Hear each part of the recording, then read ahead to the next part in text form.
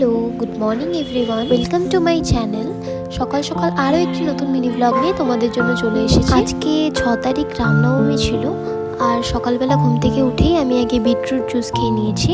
And দেখতে পাচ্ছ নিচে এখানে রামনবমীর জন্য অনেক বড় একটা র্যালি বেরিয়েছে। শিলিগুড়িতে তোমরা যারা যারা থাকো সবাই ঠিকই জানো যে শিলিগুড়িতে এই দিনটাকে অনেক বড়োভাবে সেলিব্রেট করা হয় রামনবমী উপলক্ষে। তাই সকাল সকাল ফ্রেশ হয়ে তাড়াতাড়ি রেডি হয়ে বেরিয়ে গিয়েছিলাম, বাবার সাথে একটা জায়গায় যাওয়ার ছিল। অ্যান্ড এই মেকআপ টিউটোরিয়ালটা আমি আমার ইউটিউব চ্যানেলেই পোস্ট করেছি, তোমরা যারা যারা দেখোনি তারা প্লিজ চেক করে নিও। আজকে রাত্রে বাবার এক জায়গায় ইনভিটেশন আছে, যার জন্য গিয়েছিলাম একটু আরজি থেকে একটা গিফট কিনে নিয়ে আমরা চলে আসছিলাম বাড়িতে। দিন বাড়ি এসে মাকে নিয়ে বেরিয়ে গিয়েছিলাম দিদার বাড়িতে যাওয়ার জন্য, কিন্তু রাস্তাঘাটের অবস্থা রামনবমী উপলক্ষে খুবই খারাপ ছিল।